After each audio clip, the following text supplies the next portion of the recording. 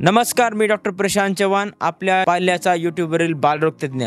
आज आपण एक अतिशय गंभीरपूर्व आणि पावसाळ्यात थैमान माजवणारा आजार जो आहे डेंग्यू, ह्या आजाराबद्दल आपण आज बोलणार आहोत। संपूर्ण महाराष्ट्रभर, इंडियाभर ह्या आजाराचं सध्या थैमान आहे आणि अतिशय गंभीर आजार हा आपण काय आहे अतिशय सविस्तरपणे आपण जाणून घेणार आहे। शास्त्रीय माहिती मी तुम्हाला पहिल्यांदा मराठीमध्ये महाराष्ट्रामध्ये ही माहिती देणार आहे, तर गांभीर्यपूर्वक हा व्हिडिओ बघा आणि आपल्या सर्व मित्रांसोबत शेअर करा। डेंग्यू म्हणलं का सगळे लोक घाबरतात, आपल्या मुलाला तर होणार नाही, मला तर होणार नाही, कोणीतरी दगावलेलं असतं, कोणी सिरियस झालेलं असतं, कोणीतरी ICU मध्ये ॲडमिट केलेलं असतं, कोणीतरी कोणाचा तरी जीव वाचलेला असतं। हे सगळं असा गंभीर आजार हा डेंग्यू आहे। डेंग्यू हा आजार का होतो? डेंग्यू हा आजार एक व्हायरल सीजनल इलनेस आहे, म्हणजे हा पावसाळ्यात जास्तीत जास्त प्रमाणात याचे पेशंट आढळतात आणि हा डेंग्यू नावाच्या व्हायरसनी होतो।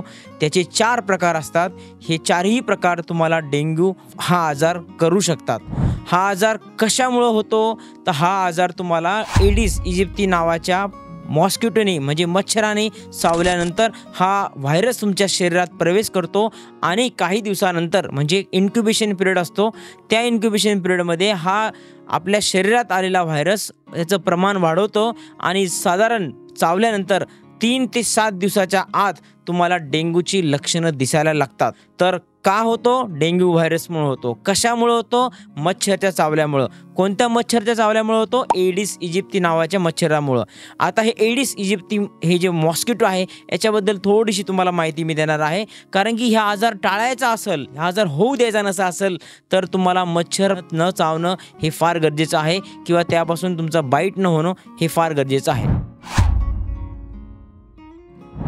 तर हा एडिस इजिप्ती नावाची जी फिमेल असती म्हणजे मादी असती मच्छरची, ती याचं आपल्याला प्रसार करते, तीच आपल्याला चावती। नर हा एडिस इजिप्ती आपल्याला चावत नाही किंवा त्याचा तो प्रसार करत नाही। तो जेव्हा ही खाण्यासाठी बाहेर पडती तर एखादा व्यक्ती आहे ज्याला डेंग्यूचा संक्रमण झालेला आहे त्याच्यावर हा मच्छर एडिस इजिप्ती फिमेल मादी चावती आणि तो व्हायरस त्या शोषण झालेल्या रक्तामध्ये त्या मच्छरच्या पोटामध्ये येतो आणि तोच नंतर जर तुम्हाला चावला तर तो व्हायरस पण तुमच्या शरीरात एंटर होतो आणि मग तुम्हाला डेंग्यूचा प्रसार होतो किंवा डेंग्यूची लागण होती। तर हा मच्छर कसा ओळखायचा? हा छोटासा काळा कलरचा मच्छर असतो, त्यामध्ये त्याच्या पोटावर, पायावर, हातावर पांढरे पांढरे असे चट्टे असतात, तुम्हाला पिक्चरमध्ये दिसत असेल। त्याला आपण टायगर मॉस्किटो म्हणजे तो टायगर सारखा दिसतो, त्याला चट्टे असतात अंगावर असे, हा टायगर नावाचा मॉस्किटो म्हणून पण ओळखला जातो। याची मादी हा प्रसार करते। आता हा व्हायरस हा थंड आणि डार्क म्हणजे अंधाऱ्या अशा जागेमध्ये राहण्याला प्रेफर करतो। हा कधी चावतो? हा तुम्हाला अर्ली मॉर्निंगला किंवा संध्याकाळच्या पहिले हा चावणार। हा डे फीडर आहे, दिवसा हा फीड करणारा मॉस्किटो आहे, त्याच्यामुळे याचा मॅक्सिमम जो चावा होतो तो दिवसा होतो। त्यातल्या त्यात अर्ली इन द मॉर्निंग आणि संध्याकाळ होण्यापूर्वी हा मच्छर आपल्याला चावतो आणि मग आपल्याला याचा प्रसार होतो। आता हा कुठे कुठं असतो?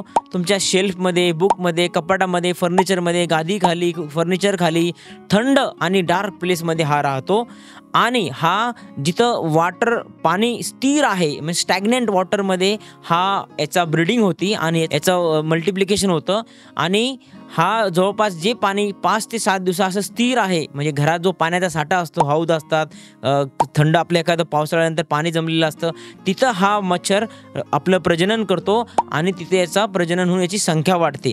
हे सांगण्याचं कारण का?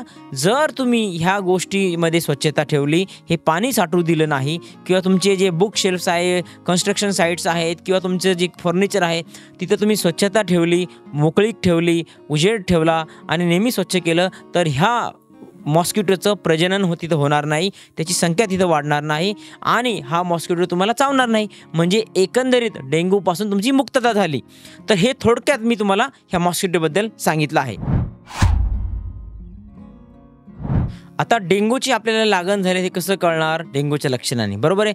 पण हा व्हायरस किंवा हा आजार हा पावसाळ्यामध्ये जास्त प्रमाणात दिसून येतो, कारण की पाण्याचा साठा वाढतो आणि त्या मॉस्किटोचं, त्या मच्छरांचं प्रजनन वाढतं. त्यामुळं हा आजार मोस्टली आपल्याला पावसाळ्यात दिसून येतो आणि आजूबाजूला भयंकर केस असतात. तुम्हाला ताप यायला लागतो, तुम्हाला रॅश येते आणि मग समजून घ्यायचं तुम्हाला डेंग्यू हा आजार झाला आहे. आता आपण डेंग्यूची सविस्तर लक्षणे जाणून घेणार आहेत. डेंग्यू हा आजार समजण्यासाठी फार सोपा आहे. तुम्ही हा व्हिडिओ व्यवस्थित बघितला तर तुम्हाला ह्या आजाराचा पूर्ण उलगडा होऊन जाईल. तर नॅचरल कोर्स ऑफ डिसीज जो असतो तो मी तुम्हाला आज पूर्ण इथे सांगणार आहे. तर जेव्हा मच्छर तुम्हाला चावतो तिथून पुढं 5 ते 7 दिवसामध्ये तुम्हाला ह्या आजाराची लक्षणं दिसायला लागतात. तर आपल्याला मच्छर कधी चावला, सर आमच्या घरात मच्छर नाही आहे, सर आमचा मुलगा बाहेर जात नाही, त्याला फुल कपडे घालतो, हे सगळे एक्सप्लेनेशन पालक किंवा पॅरेंट्स देत असतात. तरी मुलाला डेंग्यूचं लक्षण होतं, कारण की हा मच्छर एकदा जरी चावला तर तुम्हाला ते संक्रमण होऊ शकतं. तर सर्वात पहिले इन्क्युबेशन पिरियड, चावल्यानंतर पुढचे 5 ते 7 दिवस तुम्हाला कोणतेही लक्षण दिसणार नाही. व्हायरस तर त्याचं तुमच्या शरीरामध्ये आल्यानंतर त्याचं मल्टिप्लिकेशन होतं आणि त्याचा नंबर वाढतो. हे 5 ते 7 दिवस इन्क्युबेशन पिरियड झाल्यानंतर तुम्हाला त्याचे लक्षणं दिसतात. आता हे लक्षणं आपण 3 फेजमध्ये डिवाइड केलेले आहेत. पहिला फेज आहे फिब्राईल फेज, तो 3 ते 5 दिवस चालतो. दुसरा फेज आहे क्रिटिकल फेज, त्याच्यामध्ये 5व्या ते 6व्या दिवसापासून पुढचे 3 ते 4 दिवस हा क्रिटिकल फेज चालतो. आणि लास्टवाला जो फेज आहे जो 7 दिवसानंतर किंवा 6व्या-7व्या दिवशी येतो, हा आहे रिकव्हरी फेज. तर incubation period, febrile phase, critical phase आणि रिकव्हरी फेज हे झाले त्या आजाराचा नॅचरल कोर्स. आणि एवढाच हा आजार असतो बस. पण याच्यामध्ये जो क्रिटिकल फेज मी सांगितला, ताप उतरल्यानंतरचा फेज, तो असतो भयानक आणि त्याच्यामध्ये सगळे कॉम्प्लिकेशन होतात. त्यामध्येच मुलांना, पालकांना किंवा आपल्याला मृत्युमुखी पडण्याचं दर जास्तीत जास्त असतो. तर आपण इन्क्युबेशन पिरियड बघितला. आता बघूया फिब्राईल फेज. पहिले 3 दिवस जेव्हा तुम्हाला लक्षणं चालू होतात, काय लक्षण असणार? डेंग्यू फीवर हा आला म्हणजे ताप, हे सर्वात प्रामुख्याचं लक्षण डेंग्यूचं असणार आहे. अतिशय भयंकर ताप, 103, 104, 105 पर्यंत हा ताप जाणार. थंडी वाजून येणार. आमच्या भाषेमध्ये याला बोन ब्रेकिंग फीवर म्हणतात, म्हणजे हाडं ठणकवणारा ताप म्हणजे डेंग्यू फीवर असू शकतो. तर हा ताप हे सर्वात प्रामुख्याचं लक्षण याच्यामध्ये असतं, जे फिब्राईल फेज जो पहिले 3 ते 5 दिवस चालतो. त्यामध्ये ताप, मळमळ, उलटी, पोटदुखी, अंगदुखी, डोकेदुखी, सांधे दुखणं, हाडं दुखणं, हे सगळे लक्षणं तुम्हाला दिसणार. त्याच्यासोबत हलकीशी तुम्हाला अंगावर पुरळ दिसणार, गुलाबी कलरची, कान गुलाबी होतील, नाक गुलाबी होतील, इथं चीक्स लाल वाटायला लागतील, हात पण बारीक पुरळ आल्यासारखं तुम्हाला वाटेल. जर ताप आहे, पावसाळा आहे, हाय ग्रेड फीवर आहे, तुम्हाला सर्दी खोकला काहीच नाही आहे, तर ही डेंग्यू असण्याची शक्यता आहे.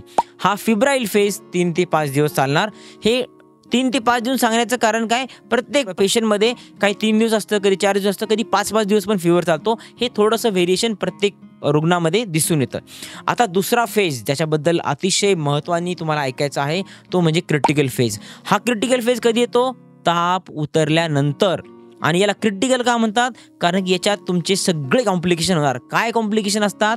शॉक, म्हणजे शरीरातलं पाणी कमी होणं, BP कमी होणं आणि मग त्याचं शॉकमध्ये रूपांतर होणं. आणि दुसरं कॉम्प्लिकेशन आहे हिमोरेज, म्हणजे रक्तस्राव होणे, जो अनकंट्रोल ब्लिडिंग होणे. आणि ह्या 2 मेन प्रामुख्याने मुलांचं किंवा किंवा पॅरेंट्सचं किंवा ज्याला लागण झाली त्याचं मृत्युमुखी धरण्याचा दर वाढतो. तर क्रिटिकल फेजमध्ये तुमच्या ज्या जनसामान्यामध्ये लोक म्हणतात की प्लेटलेट कमी झाला सर, प्लेटलेट कमी झाला, ह्या प्लेटलेट कमी सुरू होणार क्रिटिकल फेजमध्ये, जो ताप उतरल्यानंतर येतो. बऱ्याच पालकांचा गैरसमज असतो, आपल्या मुलाचा ताप आता उतरलेला आहे म्हणजे तो ठणठणीत झाला. पण डेंग्यूमध्ये उलटं आहे. ताप उतरल्यानंतर क्रिटिकल फेज येतो, तेव्हाच प्लेटलेट कमी व्हायला लागतात, तेव्हाच त्याचा BP कमी होतो, तेव्हाच त्याला रक्तस्राव होण्याची शक्यता असते, तेव्हाच त्याला ARDS म्हणजे त्याला निमोनियासारखा आजार होऊ शकतो. तेव्हाच ह्या क्रिटिकल फेजमध्ये त्याच्या शरीरातलं पाणी म्हणजे प्लाझ्मा ब्लडपासून वेगळा होतो, डोळे सुजायला लागतात, छातीमध्ये पाणी होतं, पोटामध्ये पाणी होतं, अंग सुजायला लागतो, BP कमी व्हायला लागतो, अंगावर येणारी पुरळ अशी रक्तस्रावासारखी म्हणजे इकॅमोटिक पॅचेस तुम्हाला दिसू शकतात, BP कमी व्हायला लागतो, पेशंट बेशुद्ध होऊ शकतो, त्याला चालता येत नाही, गुंगलेला असतो, सुस्त असतो, खात पीत नाही. आणि ताप उतरल्यानंतर पण ही सगळी लक्षणं जेव्हा दिसू लागतात, समजून घ्यायचं तुमचा मुलगा आता क्रिटिकल फेजमध्ये लँड झालेला आहे आणि त्याला आता व्यवस्थितपणे ट्रीटमेंट उपचाराची गरज आहे. असं नाही की प्रत्येक बाळाला ॲडमिटच करावं लागतं, पण हे जर गंभीरपूर्वक लक्षणं व्यवस्थित न बघितले गेले ह्या ताप उतरल्यानंतर 3 ते 7 दिवसांमध्ये, तर नक्कीच बाळाला सिरियस होण्याचे चान्सेस जास्त असतात. तर हे गंभीरपूर्वक लक्षण जे आहेत क्रिटिकल फेजमध्ये दिसतात, याच्यातच आपल्याला जास्त काळजी घ्यायची आहे. याच वेळेस बऱ्याच पेशंटला ॲडमिट करावं लागतं. आता हे क्रिटिकल फेज एकदा निघून गेला, क्रिटिकल फेजमध्ये किती लोक सिरियस होतात? ज्या लोकांना आजार होतो डेंग्यू, त्यापैकी 5 ते 10% लोकांमध्ये क्रिटिकल फेज भयानक असू शकतो आणि त्याला ॲडमिटची गरज पडू शकते. आता क्रिटिकल फेज 5 ते 8 दिवस किंवा म्हणजे 5 पासून 3 ते 4 दिवसानंतर क्रिटिकल फेज संपला का तुमचा रिकव्हरी फेज चालू होतो. मग आता रिकव्हरी फेजमध्ये काय होतं? तुमच्या प्लेटलेट वाढायला लागतात, तुमच्या शरीरातलं जे पाणी बाहेर आलेलं असतं, प्लाझ्मा बाहेर आलेला असतो, डोळे सुजलेले असतात, पोट सुजलेलं असतं, छातीत पाणी झालेलं असतं क्रिटिकल फेजमध्ये, हे सगळं पाणी परत तुमच्या रक्तवाहिन्यांमध्ये यायला लागतं, तुमचा BP वाढायला लागतो, युरिन आउटपुट मुलाचं चांगलं होतं, त्याला भूक लागायला लागती, तो फ्रेश होतो, ॲक्टिव्ह होतो, तो खायला लागतो आणि एखाद्या वेळेस ह्या रिकव्हरी फेजमध्ये हलकासा ताप मुलांना येऊ शकतो आणि हलकीशी पुरळ परत ह्या रिकव्हरी फेजमध्ये जो 7व्या ते 8व्या दिवशी आजारात येतो तेव्हा येऊ शकते. ही रिकव्हरी किती दिवसात होती? पुढच्या 3 दिवसात ते 4 दिवसात पेशंट कंप्लीट रिकवर होतो आणि डिस्चार्ज ह्या कंडिशनमध्ये असतो. ह्या वेळेस ह्या पुरळसोबत अंगाला हलकीशी खाज पण त्या मुलाला येऊ शकते. तर हे सगळे झाले डेंग्यूची लक्षणं. अतिशय सिंपल आणि सोपा हा आजार आहे. तुम्हाला हा व्हिडिओ लक्षणं परत ऐकायचं असेल तर परत मागं जाऊन हा सगळे लक्षणं बघा. साधारण हेच सगळे लक्षणं 99% लोकांमध्ये दिसतात जे प्रायमरी डेंग्यूमध्ये असतात. आता 2 प्रकारचे डेंग्यू असतात. प्रायमरी डेंग्यू, जो डेंग्यू व्हायरसचं संक्रमण तुम्हाला पहिल्यांदा होतं त्याला म्हणतो आपण डेंग्यू, प्रायमरी डेंग्यू. आणि जर कधी तुम्हाला मागच्या वर्षी डेंग्यू झाला आहे, 3 वर्षापूर्वी झाला आहे आणि ह्या वर्षी परत तसे लक्षणं दिसत आहेत, तर हा सेकंडरी डेंग्यू आहे. जसं मी तुम्हाला पहिल्यांदा सांगितले की डेंग्यूचे 4 व्हायरसेस असतात, DEN V1, DEN V2, V3, V4. तर हे एका व्हायरसने केल्यानंतर दुसरा व्हायरस पुढच्या वर्षी कधीतरी तुम्हाला भविष्यात परत इन्फेक्शन करू शकतो. तर जर तुम्हाला सेकंडरी दुसऱ्या वेळेस इन्फेक्शन डेंग्यूचं झालं तर ते सेकंडरी डेंग्यू म्हणतं. त्यामध्ये हे जे ड्युरेशन आहे कमी जास्त होऊ शकतं. तर तुमचा जो प्रश्न आहे डेंग्यू परत होऊ शकतो का? येस, डेंग्यू परत होऊ शकतो. तर हे प्रायमरी आणि सेकंडरी डेंग्यूबद्दल मी तुम्हाला माहिती सांगितली. आता डेंग्यूचा निदान कसं करायचं, इन्व्हेस्टिगेशन, ब्लड चेक काय करायचं, सगळ्या लोकांचा प्रश्न, सर डेंग्यूची टेस्ट करून घ्या. तर आता मी तुम्हाला सविस्तर डेंग्यूच्या तपासण्यांबद्दल सांगतो. आता डेंग्यू व्हायरस जसं मी तुम्हाला पहिले सांगितले, पहिले 3 ते 4 दिवस हा तापेचा फेज असतो. ह्या पहिल्या 3 दिवसामध्ये कडक तापेमध्ये जर तुम्ही डेंग्यूचं PCR डेंग्यू व्हायरसचं केलं तर ते पॉझिटिव्ह येऊ शकतो. पण ही खूप महाग टेस्ट आहे आणि सगळीकडे अवेलेबल नसती. त्याच्यामुळं पहिल्या 3 दिवसात डेंग्यू पकडायचा असेल तर तुम्हाला डेंग्यू PCR करावा लागेल. तो बऱ्याच वेळेस जवळपास टेस्टला अवेलेबल नसतो आणि फार महाग टेस्ट आहे. आपण प्रत्येक पेशंटची तापेमध्ये आल्यावर करू शकत नाही. तर डेंग्यूच्या टेस्ट ह्या 3 दिवसाच्या आसपास पॉझिटिव्ह येणं सुरू होतं. तर सर्वात पहिले जी टेस्ट आपण स्वस्त आणि लवकर करू शकतो ती डेंग्यू NS1 अँटीजन टेस्ट आहे, जी 3ऱ्या दिवसाच्या आसपास पॉझिटिव्ह येते. जर तुम्हाला डेंग्यूची शंका वाटत असेल तर तुम्ही 3ऱ्या दिवसाच्या आसपास डेंग्यूची टेस्ट केली पाहिजे. डॉक्टरांना पहिल्याच दिवशी, दुसऱ्या दिवशी किंवा अगदी लगेच डेंग्यूची टेस्ट करा केले तर ती टेस्ट पॉझिटिव्ह येत नाही. आणि पहिले 5 दिवस तर प्लेटलेट पण कमी होत नाही, जे तुम्हाला लोकांना भीती असते की डेंग्यूच्या प्लेटलेट कमी झाल्या आहे, किती पेशी कमी झाल्या आहेत, तर ह्या पहिल्या 5 दिवस कमी होतच नाहीत. तर पहिल्या 3ऱ्या दिवशीच्या आसपास तुम्हाला टेस्ट जी करायची असते ती डेंग्यू NS1 अँटीजन टेस्ट करायची असते. त्याच्यानंतर पुढची टेस्ट आहे डेंग्यू IgM, म्हणजे तुम्हाला सध्या जे इन्फेक्शन आहे डेंग्यूचंच आहे, ही अँटीबॉडी तुमच्या शरीरात तयार होती, ती 5व्या ते 7व्या दिवशी तुम्हाला पॉझिटिव्ह यायला लागते. तर ही झाली डेंग्यू IgM टेस्ट, जी 5व्या ते 7व्या दिवशी पॉझिटिव्ह येते. त्यानंतर 8व्या, 9व्या, 10व्या दिवशी डेंग्यू IgG टेस्ट पॉझिटिव्ह येते, जे की तुम्हाला इन्फेक्शनमध्ये तुमची रिकव्हरी सुरू झाली असं दर्शवते, किंवा तुम्हाला मागचं डेंग्यूचं इन्फेक्शन झालं हे असं दर्शवते, की होऊन गेलेलं इन्फेक्शन दर्शवते. तर dengue PCR, NS1, IgM, IgG. आता ह्या सगळ्या टेस्ट साध्या कार्ड टेस्टनी केलं तर डेंग्यू आजार पकडता येतो. पण त्याची सेन्सिटिव्हिटी आणि स्पेसिफिसिटी तुम्हाला वाढवायची असेल तर डेंग्यू बाय इलायझा ह्या नावाची टेस्ट केली तर तुमची ह्या टेस्टमध्ये डेंग्यू पकडण्याची शक्यता फार जास्त प्रमाणात वाढते. आता दुसरा महत्त्वाचा प्रश्न लोकांना असतं, सर पेशा कमी झाल्या का, पेशा कमी झाल्या का? तर ह्या पेशा कमी व्हायचं पहिल्या 3 ते 4 दिवसामध्ये WBC, व्हाईट ब्लड सेल्स, म्हणजे टोटल ल्युकोसाइट काउंट हे कमी व्हायला लागतं, म्हणजे 4000पेक्षा खाली यायला लागतं. आणि जर तुम्हाला प्लेटलेटचे तुम्हाला पाहायचे असेल तर ते 4थ्या ते 5व्या दिवशी प्लेटलेट कमी व्हायला सुरुवात होते आणि जसं मी तुम्हाला सांगितलं क्रिटिकल फेज जो 5व्या दिवसानंतर येतो आजाराच्या, त्यामध्ये प्लेटलेट भयंकर म्हणजे चांगल्या प्रमाणात कमी व्हायला लागतात. 1 लाखाच्या खाली, 50,000च्या खाली जायला लागतात आणि 20,000च्या खाली पण काही मुलांच्या क्रिटिकल फेजमध्ये ज्या ताप उतरल्यानंतर कमी होतात. हे मला अतिशय महत्त्वाचं सांगायचं आहे की ताप उतरल्यानंतर प्लेटलेट कमी व्हायला लागतात, जे सगळे लोकांना माहिती आहे की प्लेटलेट म्हणजे आजार सिरियस. पण जसं मी तुम्हाला सांगितले नुसतं प्लेटलेट काउंट बघितल्या जात नाहीत, कारण की 20,000पर्यंत प्लेटलेट कमी जरी झाला तर रक्तस्राव होण्याचे चान्सेस नसतात. त्याच्या व्यतिरिक्त क्रिटिकल फेजमध्ये BP कमी होणं, अंगावरची सूज येणं, श्वास घ्यायला त्रास होणं, युरिन आउटपुट कमी होणं, BP कमी होणं, हे लक्षणं फार फार महत्त्वाचे असतात. जनरल पब्लिक जी आहे ती फक्त प्लेटलेट काउंटच्या मागं असते आणि हे जे लक्षणं आहेत जी मी आता सांगितले याच्याकडे दुर्लक्ष करतात. त्याच्यामुळं ब्लड टेस्टचा काही एक सीमित अंदाजामध्येच आपल्याला ह्या उपयोगी होतात. डॉक्टरांसाठी पेशंटची दररोज चेकिंग जी होती, जे तपासण्या डॉक्टर करतात पेशंट ॲडमिट असल्यावर किंवा तुम्हाला बोलवतात दुसऱ्या तिसऱ्या दिवशी, ते फार महत्त्वाचं असतं. हे शारीरिक लक्षणं त्या तपासण्यापेक्षा फार महत्त्वाची असतात. डेंग्यूमध्ये आता आपण डेंजर सायन्स काय आहेत, जेणेकरून तुम्हाला पटकन पेशंटला डॉक्टरांचा सल्ला घ्यायचा आहे किंवा त्याला ॲडमिट करावं लागेल किंवा तो सिरियस कंडिशनमध्ये आहे, हे कसं कळेल? डेंजर सायन्स काय काय असतात. जर तुमचं बाळ 1 वर्षाखाली आहे आणि ते ताप न येता तो थंड झाला आहे, हायपोथर्मिया झाला आहे, टेम्परेचर 96 फॅरेनहाइटचे कमी झालं आहे, सुस्त पडला आहे, दूध पित नाही, लघवी कमी झाली आहे, अंगावर रॅश आली आहे किंवा खूप जास्त किरकिर करतोय, शांतच बसत नाही, हे जर लक्षणं असतील तर ते डेंजर सायन्स आहेत. जर तुमचं बाळ मोठं असेल 3, 4, 5 वर्षाचं किंवा त्यापेक्षा मोठं असेल किंवा अडल्ट असेल, तर जर तुमच्या अंगावर खूप जास्त इकायमॅटिक पॅचेस म्हणजे रक्त मोठे मोठे दाणे येत आहेत, श्वास घ्यायला त्रास होत आहे, डोळ्यावर सूज आहे, श्वास घ्यायला त्रास का होतोय, छातीत पाणी झालंय, पोट फुगलंय, सुस्त आहे, चक्कर येते, डोळ्यासमोर अंधार येत आहे, डार्क कलर किंवा रेड कलरची युरिन होतीये, नाकातून, कानातून, तोंडातून, शीद्वारे किंवा लघवीद्वारे रक्तस्राव होत आहे, तर हे सगळे लक्षण आहेत सिरियस डेंग्यूचे आणि तुम्हाला तुरंत डॉक्टरांना दाखवण्याची गरज आहे. आता हा डेंग्यू आजार प्रिव्हेंट कसा केला पाहिजे? 2 गोष्टी आहेत. सर्वात प्रथम मॉस्किटो, तुम्हाला मच्छर चावलाच नाही पाहिजे किंवा मच्छरचं प्रजनन आपल्या आजूबाजूला झालं नाही पाहिजे, हे एक आहे. दुसरं आहे व्हॅक्सिन. याच्याबद्दल व्हॅक्सिन आहे का सर, आम्हाला सांगा, आम्ही घेऊन टाकतो, ते पण सांगणार. पहिलं मॉस्किटोबद्दल. मॉस्किटो बाईट न होऊ देणं हा सर्वात चांगला प्रिव्हेंटिव्ह मेजर डेंग्यूसाठी आहे. तर आता आपल्या लहान मुलांसाठी फुल बाहीचे कपडे घाला, फुल पॅन्ट्स घाला, त्यांना मॉस्किटो रिपेलंट क्रीम्स किंवा स्प्रेज किंवा फॅब्रिकला लावणारं जे लोशन लिक्विड येतं ते लावायला चालू करा. पण हे लावताना जे मुलं लहान आहेत, 1.5 वर्ष 1 वर्षाच्या खाली आहेत, त्यांच्या तोंडात जायला नाही पाहिजे याची काळजी घेतली पाहिजे. हे मॉस्किटो रिपेलंट क्रीम स्प्रे लावताना त्यांच्या डोळ्यामध्ये, नाकामध्ये, तोंडामध्ये किंवा चेहऱ्यावर लावणं टाळावं. मॉस्किटो नेट्स वापराव्या रात्री झोपताना. आणि हे विशेषतः कधी तुम्हाला क्रीम्स वगैरे लावायचे आहे, ज्यावेळेस संध्याकाळी किंवा संध्याकाळच्या पहिले किंवा अर्ली मॉर्निंगला, कारण की हा मच्छर जो आहे हा दिवसा चावा घेणार आहे की दिवसा फीड करणार आहे, डे फीडर आहे, त्यामुळे दिवसा तुम्हाला जास्त काळजी घ्यायची आहे. हे सगळं करायची. मॉस्किटो नेट वापरा, रिपेलंट क्रीम वापरा.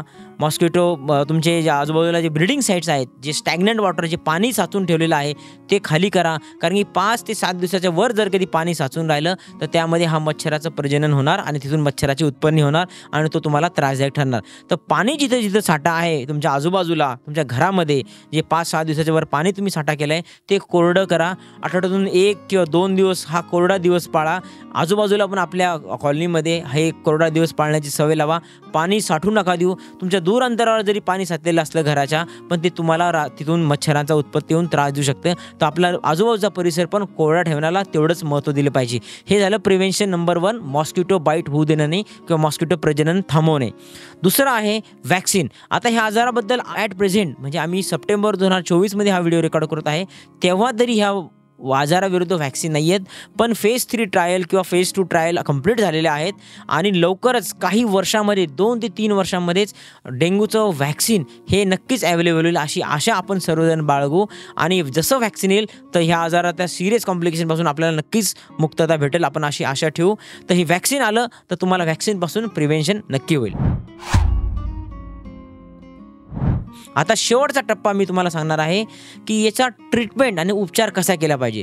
सर्वप्रथम जसं मी तुम्हाला सांगितलं, पहिले 3 ते 5 दिवस जोपर्यंत ताप असतो तोपर्यंत ह्या आजारामध्ये काही सिरियस लक्षणं नसतात.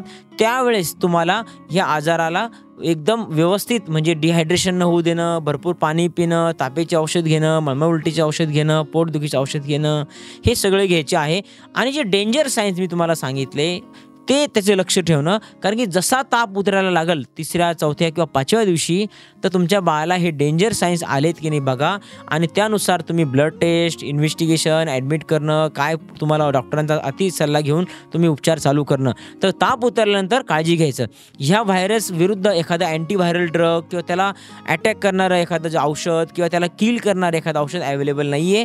ह्या व्हायरसला स्वतःच बॉडी आपली रिकवर करते. फक्त तो तेवढा 5 ते 7 किंवा 8 दिवसाचा पिरियड तुम्हाला द्यावा लागतो आणि त्यातून तुम्ही कम्प्लिटली रिकवर होतात. काळजी कुठे घ्यायची आहे? फक्त क्रिटिकल फेजमध्ये. त्याच्यामध्ये प्लेटलेट कमी होणं, अंगावर सूज येणं, छातीला दम घ्यायला त्रास होणं, सुस्त पडणं, BP कमी होणं, रक्तस्राव होणं, ह्या भयानक गोष्टी तुम्हाला काळजी घेणं आहे. आणि असे काही लक्षणं दिसले तर लगेच तुम्ही तुरंत डॉक्टरकडे जाणं. तर डेंग्यूचा उपचार काय आहे? सर्वात चांगला उपचार आहे की मच्छरांचा प्रादुर्भाव कमी करणे, चावू न देणे.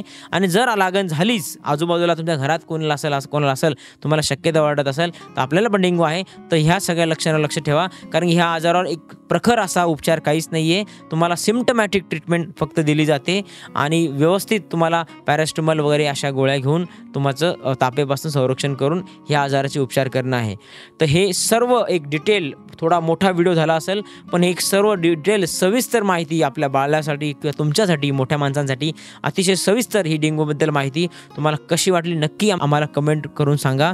आणि ज्यांना कोणाला डेंग्यूबद्दल भीती वाटत होती आता ते भीती घाबरण्यासारखं नाही आहे. फक्त क्रिटिकल फेजमध्ये तुम्हाला काळजी घ्यायची आहे, ते लक्षणं मॉनिटर करायचे. बाकी हा आजार डॉक्टरांचा योग्य सल्ला देऊन एक व्यवस्थित होऊ शकतो.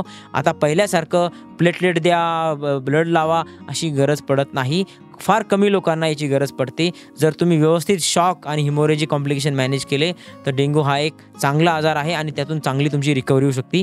पण हे सगळं वेळेत केल्या तर हा व्हिडिओ शेअर करा. ज्यांना डेंग्यूपासून भीती वाटते त्यांना हा नक्की व्हिडिओ पाठवा. Thank you. Take care. Bye bye.